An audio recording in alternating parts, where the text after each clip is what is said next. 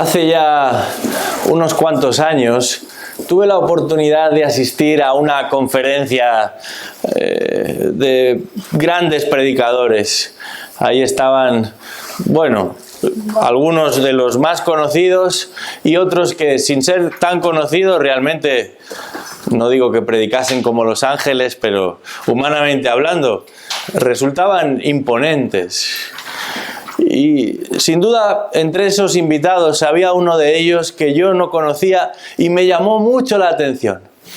Pero pasmado me quedé al escucharle. ¡Qué manera de explicar el texto! ¡Qué pasión! ¡Qué uso del lenguaje! ¡Qué claridad en sus afirmaciones! Y con los años supe que su iglesia empezó un proceso de crecimiento importante. Tanto es así que su fama se extendió más allá del país en el que este hombre vivía. Y la gente de distintos lugares descargaba sus predicaciones y se acercaba para conocerle. El impacto de su ministerio se disparó.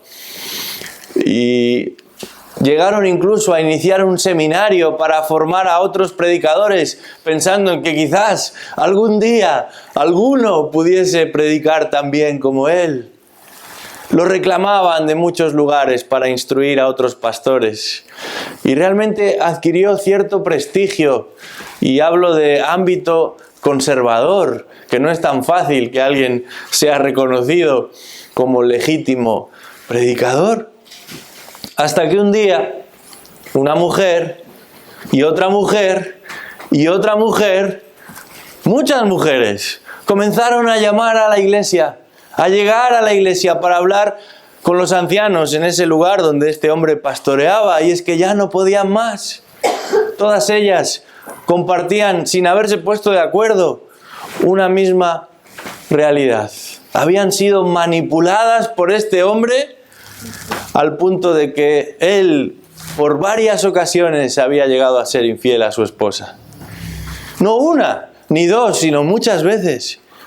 Este hombre tan capaz, tan sobresaliente, tan extraordinario, a fin de cuentas, era un farsante. Año tras año, llegan a nosotros noticias de personas a las que considerábamos un referente espiritual. Y de la noche a la mañana, todo se viene abajo. Y esto trae vergüenza para el Evangelio. Trae vergüenza para el nombre de Cristo, nuestro Salvador, aquel del que tanto hablamos y del que decimos que tanto ha hecho por y para nosotros. Pero al mismo tiempo nos genera una gran tristeza al resto, una gran decepción, que una y otra vez nos llega a confirmar que no debemos poner nuestra vista ni nuestra confianza en el hombre, sino solamente en Dios. Pero llevamos unos cuantos meses, más de un año, estudiando el Evangelio de Mateo. Y hemos visto una progresión, un desarrollo, una difusión en el ministerio de Jesús. Y uno llega a preguntarse, ¿realmente podemos fiarnos de Jesús? ¿O puede llegar a ser como tantos otros que en realidad no son todo lo íntegros que esperaríamos? No quizás en el ámbito sexual, pero sí en el ámbito de la integridad. ¿Puede ser que Jesús predique una cosa, pero en realidad en el fondo de su ser, Él sea otra? Precisamente esto es de lo que se le acusa en el texto que tenemos delante en esta mañana. Una denuncia que viene dada por una pregunta. Y sin embargo, el problema de todo este cuestionamiento es que Jesús no ha hecho nada incorrecto. No ha cometido ningún desliz, ni tan siquiera involuntariamente, sin darse cuenta. Se trata de un grave error, sí, pero de un grave error de percepción por parte de aquellos que plantean la pregunta. Pero Jesús que aprovechaba muy bien su tiempo, va a aprovechar también la ocasión para enseñar algunas lecciones importantes que tienen que ver con su persona. Y va a demostrar cómo su sola presencia revoluciona por completo la manera en la que concebimos nuestra vida, aún la manera en la que nos relacionamos con Dios. Porque Jesús va a confirmar cómo su autoridad aplica también al ámbito moral y, por supuesto, al espiritual. Os invito a abrir vuestras Biblias en el Evangelio de Mateo, capítulo 9. Vamos a estar estudiando desde el versículo 14 al 17. Mateo, capítulo 9, versículo 14 al 17. Dice así la palabra de Dios. Entonces se le acercaron los discípulos de Juan diciendo: ¿por qué nosotros y los fariseos ayunamos, pero tus discípulos no ayunan? Y Jesús les dijo: ¿acaso los acompañantes del novio pueden estar de luto mientras el novio está con ellos? Pero vendrán días cuando el novio les será quitado, y entonces ayunarán. Y nadie pone un remiendo de tela nueva en un vestido viejo, porque el remiendo al encogerse tira del vestido y se produce una rotura peor. Y nadie echa vino nuevo en odres viejos, porque entonces los odres se revientan, el vino se derrama y los odres se pierden, sino que se echa vino nuevo en odres nuevos y ambos se conservan. Hasta aquí nuestra lectura en esta mañana. Desde el principio de este Evangelio, Mateo está enfocado en descubrirnos, en revelarnos, en presentarnos y confirmarnos a Jesús como el legítimo heredero al trono. Él es el Rey. Y esto Mateo lo va a explicar haciendo énfasis en hasta qué grado tan sobresaliente se manifiesta la autoridad de Jesús. En los capítulos del 5 al 7, Jesús demuestra su autoridad por medio de sus palabras. En el capítulo 8, Jesús demuestra su autoridad por medio de su poder. Poder para sanar a los enfermos, poder para liberar a los endemoniados, poder para dominar la naturaleza, al punto de que la gente se pregunta: ¿quién es este que el viento y el mar le obedecen? Pero a partir del capítulo 9, Jesús va a demostrar su poder para cambiar el corazón del ser humano. Pero también sus prácticas, sus costumbres, sus tradiciones, sus ritos, porque la sola presencia de Jesús altera nuestra manera de vivir y, por supuesto, de relacionarnos con Dios. Si la vez pasada nuestro texto nos hablaba de una gran comida, hoy Mateo nos presenta justamente todo lo contrario y sale a relucir el asunto del ayuno. Pero este tema que Mateo va a presentar aquí en boca de Jesús no solamente tiene que ver con el ayuno, sino con la integridad de Jesús. Porque no hay duda que Jesús habla como ningún otro jamás ha hablado. No hay duda de que Jesús hace lo que nadie más es capaz de hacer. Pero entonces, ¿por qué no actúa?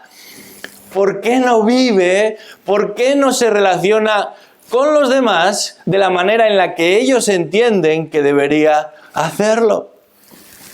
En este pasaje encontramos dos realidades que certifican la autoridad moral y espiritual de Jesús. Y a la primera de estas dos realidades podríamos llamarla de la siguiente manera: la crítica a Jesús. Versículo 14. Es ahí donde encontramos la crítica. a Jesús. Vamos a leerlo de nuevo. Dice ahí que entonces se le acercaron los discípulos de Juan diciendo: ¿por qué nosotros y los fariseos ayunamos, pero tus discípulos no ayunan? Jesús acaba de participar en un banquete, en una gran celebración, junto con recaudadores de impuestos, junto con pecadores de la más distinta índole, personas de dudosa reputación. Y como resultado, los fariseos van a cuestionar su carácter, van a cuestionar su piedad, sus intenciones, su santidad. ¿Cómo es posible que un judío de bien, cómo es posible que un maestro confiable se reúna con esa clase de personas? La respuesta de Jesús es clara.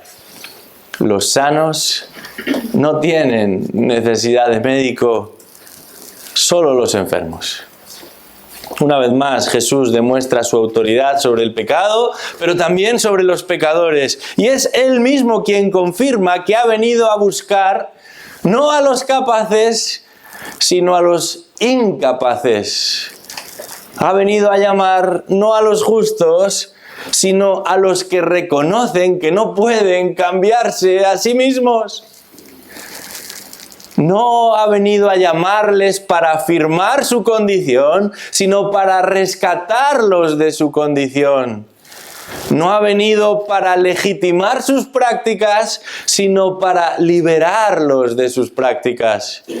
Y al mismo tiempo, a aquellos que se autoperciben como religiosos, aquellos que miran por encima del hombro a determinado tipo de persona, los envía de nuevo a la escuela. Casi que podemos decir, los manda al rincón de pensar. Porque aunque es posible que sepan mucho de leyes, conocen poco de la misericordia de Jesucristo. Aunque han leído y estudiado y memorizado todas las normas habidas y por haber, no entienden ni conocen al Dios de las Escrituras. Aunque son rigurosos en sus ofrendas, en sus sacrificios, son incapaces de mostrar compasión por aquellos que viven lejos de Dios. Pero ahora, en nuestro pasaje para el día de hoy, no son los escribas, ni tampoco los fariseos, sino los discípulos de Juan el Bautista, su primo, los que van a cuestionar las prácticas de Jesús. Un Juan respetado por Jesús. Un Juan vindicado, legitimado por Jesús, al punto de que en una ocasión llega a decir que nadie se ha levantado entre los nacidos de mujer mayor que Juan el Bautista. Pero un Juan conocido por su frugalidad, por su sobriedad en lo que tiene que ver con el alimento. Hoy en día son frecuentes en televisión programas y concursos de a ver quién es capaz de comer más. Y hay un tiempo determinado y se van contando. En los Estados Unidos hay un concurso muy curioso que es el de los perritos calientes, ¿verdad? A ver quién puede comer más perritos calientes. Bueno, Juan jamás participaría en uno de esos campeonatos, todo lo contrario. Vamos por un momento al capítulo 3 del Evangelio de Mateo. Fíjate con qué palabras se nos presenta a este Juan, comenzando en el versículo 1. Dice ahí: en aquellos días llegó Juan el Bautista predicando en el desierto de Judea, diciendo: arrepentíos, porque el reino de los cielos se ha acercado. Porque este es aquel a quien se refirió el profeta Isaías, diciendo: voz del que clama en el desierto, preparad el camino del Señor, haced derechas sus sendas. Y él, Juan, tenía un vestido de pelo de camello y un cinto de cuero a la cintura. Y su comida era de langostas y miel silvestre. Acudía entonces a él Jerusalén, toda Judea y toda la región alrededor del Jordán, y confesando sus pecados, eran bautizados por él en el río Jordán. Y el texto continúa y nos relata que Jesús mismo llegó hasta aquel lugar en el que estaba Juan y que fue bautizado por Juan el Bautista con el fin de cumplir toda justicia. Esto mismo es lo que Jesús dice. Por eso es posible que los discípulos de Juan, aquellos que en esa ocasión se acercaron para hablar con él, no solamente conociesen a Jesús, sino que tuviesen cierto grado de cercanía con los discípulos de Jesús, ya que algunos de los discípulos de Jesús habían sido previamente discípulos de Juan el Bautista. Ese era el caso de Juan, al que llamaremos el discípulo amado, y también de Andrés. Y algunos de ellos, de estos discípulos de Juan el Bautista, se acercan a Jesús en aquella ocasión y lo hacen contrariados, decepcionados y podemos decir confundidos, porque de todos era conocida el tipo de vida que llevaba Juan. Hasta Jesús en un momento determinado llega a decir de él que ni come ni bebe. Y no es que no comiese ni bebiese nunca, sino que no participaba de la vida social. En realidad se conducía como un asceta, como un ermitaño, vestido de una manera peculiar y refugiándose en el desierto, en lugar de la ciudad. Así que lanzan la pregunta a Jesús y le dicen: ¿por qué razón nosotros y los fariseos ayunamos con frecuencia y tus discípulos no ayunan? Después de unas semanas de actividad, el interés inicial y la curiosidad original por oír lo que Jesús dice, por ver lo que Jesús hace, ha comenzado a evaporarse. Y distintos grupos de opinión, distintos lobbies emergen y lo hacen para ofrecer una valoración sobre Jesús que, por cierto, nadie les había pedido. Y precisamente en este punto nos encontramos con una de las mejores enseñanzas que extraemos del ministerio de Jesús. Y no es otra cosa que su completa devoción por Dios. Una devoción por Dios que viene acompañada de un absoluto o de una absoluta falta de temor de hombre. Esto es esencial. Si Jesús hubiera actuado en función de lo que los demás iban a decir o llegarían a opinar, nunca hubiera completado su misión. Algunos años después, el mismo apóstol Pablo insistiría en esta idea. En Gálatas 1, versículo 10, escribe lo siguiente: ¿busco ahora el favor de los hombres o el de Dios? ¿O me esfuerzo por agradar a los hombres? Si yo, dice Pablo, estuviera todavía tratando de agradar a los hombres, no sería siervo de Cristo. Si en una congregación naciente como es la nuestra, apenas con un año de reunirse juntos, no aprendemos esto desde el principio, qué mal nos va a ir, qué peligroso, qué torpe sería tratar de ganarse el favor de cada persona que llega, apelando a lo que aparentemente desea cada uno, o a lo que a uno semeja que le gustará más. Quizás en un principio todo el mundo se sentiría bien afirmado y bien valorado, pero pronto todo se iba a torcer. Porque por un lado, aun siendo nosotros relativamente pocos, es imposible que llueva al gusto de todos. Para muchos las reuniones resultan muy largas. Otros quisieran quedarse aquí toda la noche. Para otros las predicaciones son verdaderamente aburridas y por eso han colocado unos cojincitos alrededor ahí para soportarlas mejor. Para otros resultan demasiado sencillas, muy facilonas. Quisieran teología espesa. Para otros quizás deberíamos incluir más actividades dentro de nuestros programas, más celebraciones, más meriendas. Para otros ya resultan demasiadas. Quisieran guardar más distancia, menos compromiso. Qué importante resulta seguir el ejemplo de Cristo siempre. Y en este tipo de asuntos interrelacionales también. Por supuesto, también en lo que respecta a la misión de la Iglesia. Es por eso que hemos de permanecer asidos, agarrados a la verdad revelada. Hemos de insistir en lo que la palabra de Dios insiste. Hemos de dedicarnos a lo que la palabra de Dios nos llama.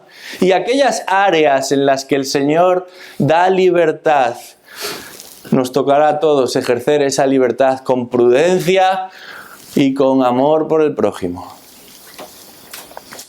Pero siempre buscando la aprobación de Dios antes que la de los hombres. En lo que decimos, en lo que hacemos, en lo que invertimos nuestro tiempo, en todo. En este espacio en el que nos encontramos y en cada momento en el que nos hallemos fuera de él. En un momento dado de su ministerio, el apóstol Pedro cometió ese error. Según con quien estaba, decía una cosa, todo con el fin de congraciarse con unos, con otros, especialmente con aquellos preocupados por las formas, por los ritos, por las celebraciones, y tuvo que ser muy corregido. Yo diría que duramente corregido. Damos gracias a Dios por la vida de tantos creyentes a lo largo de la historia, que nos sirven de inspiración y de ejemplo, y haremos bien en tomar buena nota de lo que han hecho. Damos gracias a Dios también por tantas congregaciones e iglesias con un testimonio probado durante años, y haremos bien en aprender de lo que han venido practicando. Damos gracias a Dios por las ideas y las propuestas que entre unos y otros podamos llegar a tener. Y haremos bien en ser sensibles para poder mejorar o corregir aquello que no se haga bien. Pero en última instancia nos debemos a Dios y respondemos ante Dios. Nos doblegamos y nos postramos solamente ante Dios. Ante ese Dios en el que la Biblia nos señala que un día tendremos que rendir cuentas. Y es por eso que es su aprobación la que anhelamos, es su mano y pulgar arriba lo que deseamos. Nadie como Jesús para demostrar qué significa tener compasión por los demás. Pero nadie como Jesús en cuanto a mantener su compromiso con el Padre. Y por eso supo a qué lado situarse cuando la gente comenzó a cuestionar, cuando la gente empezó a debatir, cuando comenzaron a reprochar el ministerio que le había sido encomendado. Este capítulo 9 es un buen ejemplo de ello. A los escribas que escondidamente censuran sus palabras, Jesús les acusa de estar pecando en sus corazones. A los fariseos que abiertamente critican sus métodos, Jesús los confronta por su hipocresía. Y a los discípulos de Juan, que ponen en duda su integridad, Él va a corregir su razonamiento. En el capítulo 4 de este mismo Evangelio se nos informa de que Juan el Bautista había sido encarcelado y como resultado además exclusivamente de su ministerio. Pero al menos hay un grupo de entre sus discípulos que se ha mantenido apegado a su maestro, pero no necesariamente apegado a sus directrices, Hay una gran diferencia. Son discípulos de Juan y sin embargo se han alejado de Juan. Y lo han hecho para acercarse ¿a quién? A los fariseos. Porque pocos predicadores han resultado tan críticos en contra de los fariseos como Juan el Bautista lo había sido. Les había piropeado con lindezas tales como camada de víboras, hipócritas, presuntuosos. Les había advertido de un juicio inminente sobre ellos y sobre todos los que se conducían como ellos. Y lo había hecho por su falta de piedad, por la dureza de sus corazones, por su necesidad de arrepentimiento. Y sin embargo, ahora parece que los discípulos de Juan se sienten más cómodos, se identifican más con las prácticas de los fariseos, con el modus operandi de los fariseos, que con Jesús. Y por eso lanzan la pregunta, ¿por qué razón nosotros y los fariseos, como diciendo ellos que sí saben de qué va esto, ayunamos con frecuencia y tus discípulos no ayunan? Antes de entrar en la respuesta que Jesús ofrece, necesitamos entender cuál es exactamente la crítica que se desprende de esta pregunta.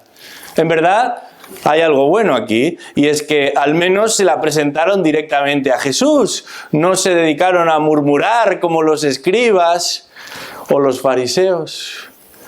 Pero no se trata de una duda inocente esta, sino de una acusación velada. Lo primero que observamos aquí es que hay una crítica a Jesús, pero es una crítica infundada, injustificada. Por un lado, porque el ayuno no era una prescripción establecida por la ley en el Antiguo Testamento. Solamente existía una excepción y se daba una vez al año, en el día de la expiación, cuando no solamente los más puros y santos de entre el pueblo, sino todos debían abstenerse de probar alimento. ¿Era malo ayunar? No, en principio no, aunque veremos que aún los propios motivos del corazón podrían echar por tierra todo ese esfuerzo. ¿Pero era obligatorio ayunar? Y la respuesta es no. Aunque se trata de una práctica más o menos habitual en el Antiguo Testamento. Por ejemplo, en el libro de Esdras nos encontramos a este hombre ayunando junto con el pueblo antes de emprender viaje de regreso a Jerusalén. Y en el libro de Nehemías observamos a una gran multitud de penitentes ayunando, confesando sus pecados. Esta en realidad era la razón más repetida que llevaba a las personas al ayuno.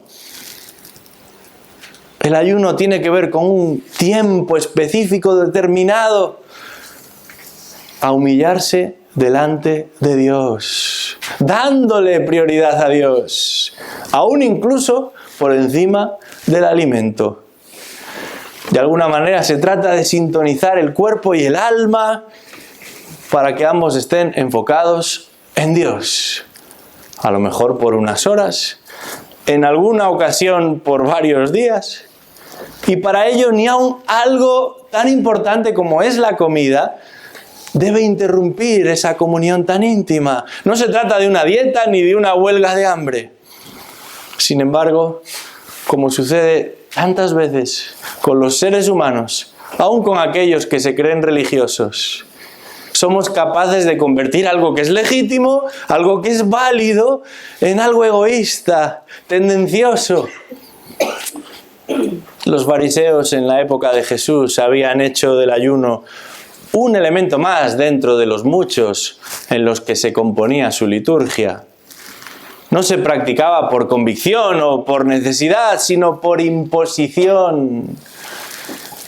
Una imposición escrupulosamente regulada. De hecho, se supone que 2 veces a la semana debían abstenerse de comer, sin excepción. Y notamos, y esto es lo preocupante, que los discípulos de Juan el Bautista participaban de ello también, hacían exactamente lo mismo que los fariseos. Decimos que esta es la primera de las razones por las que la crítica a Jesús era infundada. No había una prescripción bíblica. Se trataba de una tradición de hombres. Pero por otro lado hay algo más. Y es que el ayuno no era una práctica concebida para la publicidad.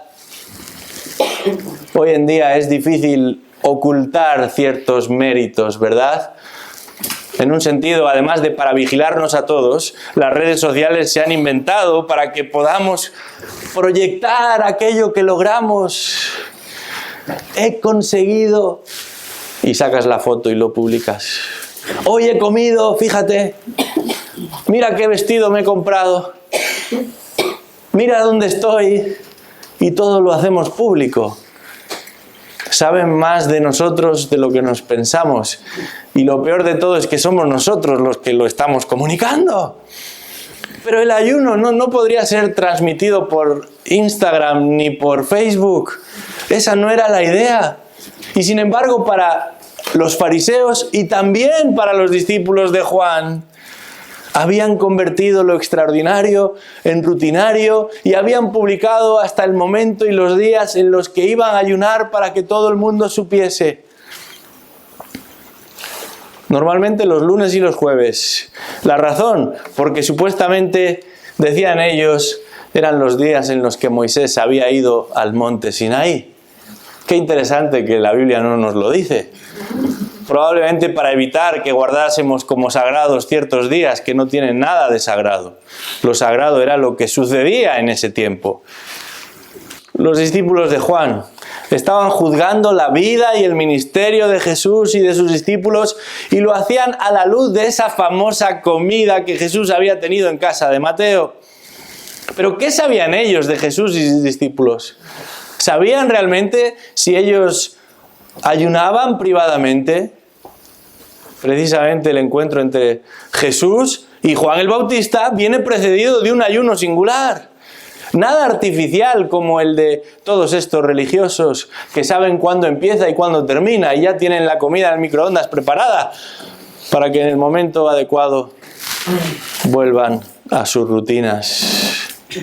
Una aplicación simple antes de pasar al siguiente elemento que el texto destaca. Seamos cuidadosos en las apreciaciones que hacemos con respecto a los demás. Seamos prudentes, seamos prontos para oír pero tardos para hablar, como dice Santiago. Qué fácil es juzgar lo que otros dicen o hacen o parecen decir o parecen hacer. Y si en un momento surge alguna duda, nunca hagamos como estos fariseos y estos escribas. Al menos tengamos la deferencia de repetir lo que hicieron los discípulos de Juan. Vayamos directamente a eso que nos preocupa y hablemos directamente con la persona que ha generado preguntas en nosotros. Preguntemos a la parte implicada y no nos dediquemos a hablar y a murmurar. Pero hay una segunda realidad en este texto que certifica la autoridad moral de Jesús. En otras palabras, esa integridad que algunos cuestionan, y la encontramos en lo que podríamos llamar la corrección de Jesús. Versículos 15 al 17. La corrección de Jesús. Vamos a leer de nuevo ese pasaje. Dice ahí que Jesús les dijo: ¿acaso los acompañantes del novio pueden estar de luto mientras el novio está con ellos? Pero vendrán días cuando el novio les será quitado y entonces ayunarán. Y nadie puede poner un remedio de tela nueva en un vestido viejo, porque el remiendo al encogerse tira del vestido y se produce una rotura peor. Y nadie echa vino nuevo en odres viejos, porque entonces los odres se revientan. El vino se derrama y los odres se pierden, sino que se echa vino nuevo en odres nuevos, y ambos se conservan.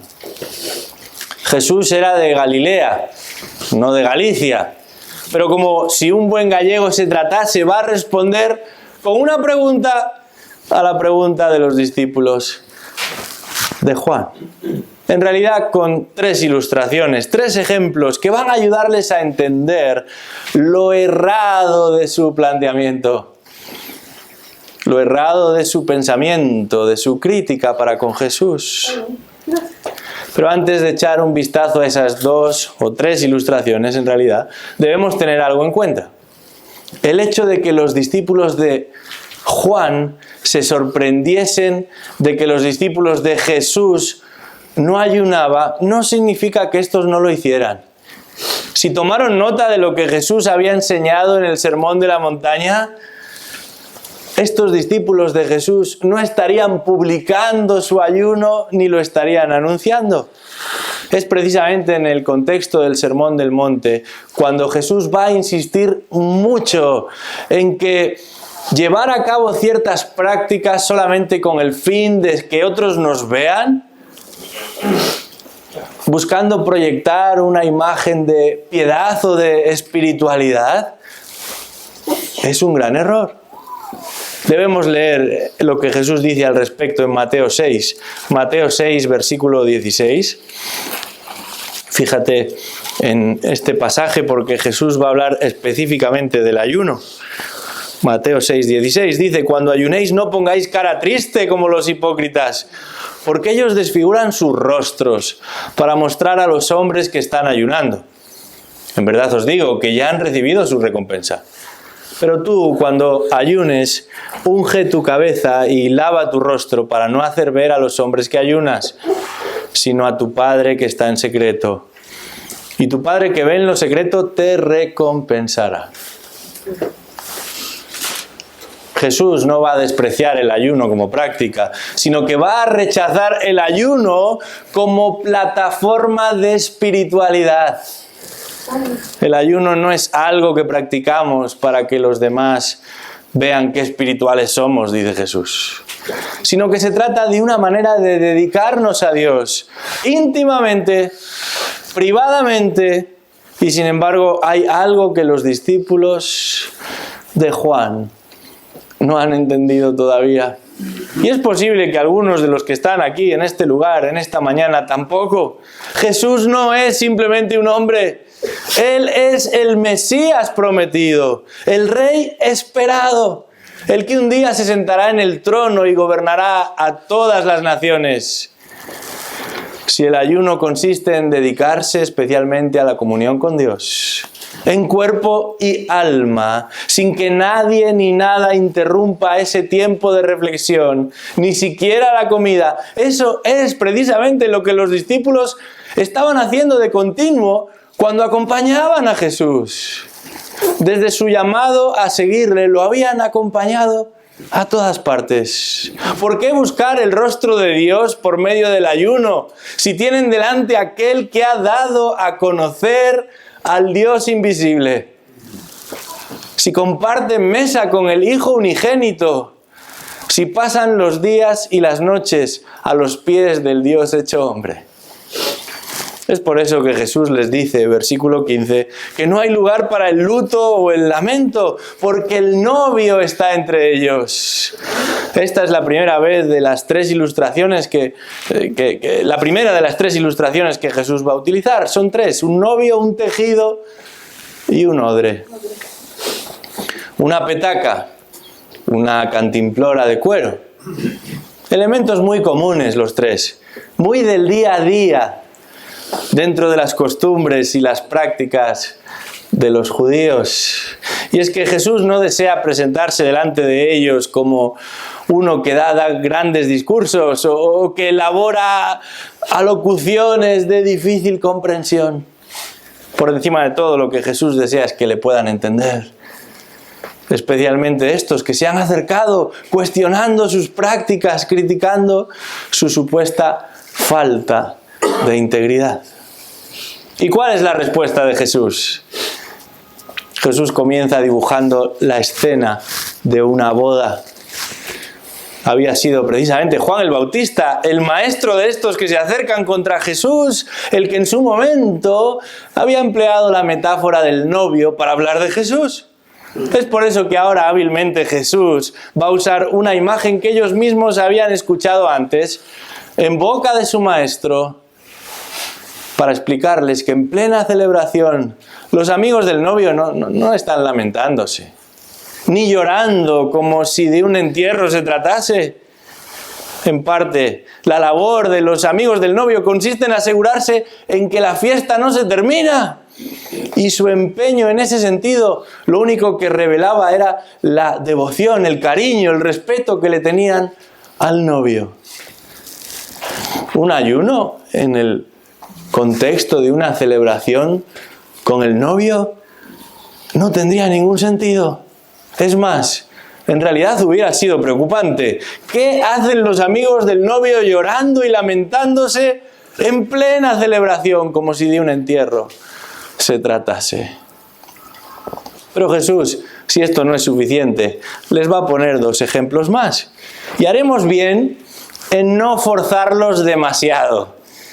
No es su intención encontrar conexiones ocultas o enigmáticas entre el vino y la tela, entre la cantimplora y el parche. La lectura que hemos de hacer es llana, es simple, es evidente. Jesús se dirige a unos discípulos que en un sentido se han quedado en tierra de nadie. Entre los antiguos ritos, prácticas de los fariseos legalistas, y entre los avisos de un Juan que apunta a una nueva era. Un Juan que ahora ha sido encarcelado. Pero la exhortación de Jesús es clara. No pretendáis imponer un marco, un paradigma, un esquema antiguo a una realidad nueva. Ese sistema legal, ese corpus de normas y de leyes y de tradiciones habían servido durante siglos para mostrarles sus pecados, pero también para confirmar la necesidad de un Salvador. Y ahora todo ello alcanzaba la consumación en la persona de Jesucristo. El tiempo se había cumplido y el Salvador había venido al mundo. Eso es lo que los discípulos de Juan y también nosotros debemos entender. Cristo ha venido al mundo y eso lo cambia todo. Dios se ha hecho hombre en la persona de Jesucristo. Y comenzando por la manera en la que nos relacionamos con Dios, esto no se trata simplemente de un borrón y cuenta nueva, de un típex que utilizan sobre todo los niños para corregir un error en su redacción. Se trata de una nueva era, la de un Cristo que se convierte en el puente entre 2 mundos. Eso no descalifica ni cancela completamente la posibilidad de un ayuno. Llegaría un momento, dice Jesús, en que podrían y tendrían que ayunar porque Él ya no estaría con ellos físicamente. Es lo que señala la segunda parte del versículo 15. Vendrán días cuando el novio les será quitado y entonces ayunarán. Está anunciándoles que su presencia en medio de ellos sería limitada en el tiempo. Y eso es lo que hicieron sus discípulos una vez que Cristo ascendió a los cielos. De hecho, en el capítulo 13 del libro de Hechos se describe lo que está sucediendo con el liderazgo en la iglesia ahí en Antioquía y se nos dice que mientras ministraban al Señor y ayunaban, el Espíritu Santo dijo: apartadme a Bernabé y a Saulo para la obra a la que yo les he llamado. Entonces, dice el texto, después de ayunar y orar y haber impuesto las manos sobre ellos, los enviaron. Ayunaban, particularmente a la hora de tomar una decisión importante, a la hora de confesar un pecado con el que uno había sido confrontado, o ante una situación de difícil resolución, donde era necesario recibir dirección de parte de Dios. Era entonces cuando los creyentes, de manera privada, cuidadosa, silenciosa, ayunaban. Pero Cristo está en medio de ellos y es momento de celebrar, no de lamentar. Yo te pregunto en esta mañana, ¿eres de los que celebran que Cristo ha venido al mundo a buscar y a salvar lo que se había perdido? ¿O sigues tratando de ganarte el favor de Dios por medio de determinadas acciones, por medio de determinadas abstenciones? si después de todo este tiempo que hemos dedicado a analizar este pasaje, hay algo que debes saber, es esto. El ayuno o cualquier otra práctica religiosa no tienen la capacidad de acercarnos a Dios del mismo modo en que Jesucristo quiere y puede hacerlo. Es por eso que los discípulos de Cristo, en cualquier época, en cualquier lugar, en cualquier momento, han de celebrar a Cristo, como nosotros lo estamos haciendo en esta mañana. Porque entienden, porque saben que Él ha venido al mundo. Porque entienden, porque saben que Él es el único que puede llevarnos a Dios. Y para eso tuvo que nacer como un bebé, vivir como un hombre pero sin pecado, morir y sufrir en una cruz para pagar un precio que ni tú ni yo teníamos la capacidad de pagar y de asumir. Y lo hizo con su propia sangre. Sangre derramada en favor de los que se acercan a Él, arrepentidos de sus pecados y creyendo que solamente hay un mediador entre Dios y los hombres, Jesucristo, hombre. Uno que fue crucificado en la cruz del Calvario, pero que resucitó al tercer día y vive por los siglos. Y un día regresará a buscar a los suyos. Yo te pregunto en esta mañana, ¿eres tú uno de ellos? Vamos a orar. Señor, Padre Celestial, te damos las gracias por tu misericordia. Te damos las gracias por tu compasión. Te damos las gracias por tu paciencia. Porque cuántas y cuántas veces, como aquellos impertinentes discípulos de Juan, nos hemos acercado a ti y a tus cosas con un espíritu crítico, pero sin ningún discernimiento, con una actitud acusadora, pero sin ningún interés genuino de conocerte realmente. Te pedimos perdón por ello. Pero te damos las gracias porque ha sido tu gracia la que nos ha alcanzado, la que nos ha rescatado no solamente de una vana manera de vivir, sino también de una vana manera de pensar. Pensar en que podemos relacionarnos con Dios por medio de nuestros esfuerzos. Pensar en que podemos impresionar a Dios a través de nuestras acciones. Pensar en que podemos alcanzar el favor de Dios por lo que somos o por lo que hacemos. Oh Dios de los cielos, en tu misericordia, en el día de hoy, no permitas que nadie en este lugar se refugie en la religión, ni en los ritos, ni en las prácticas.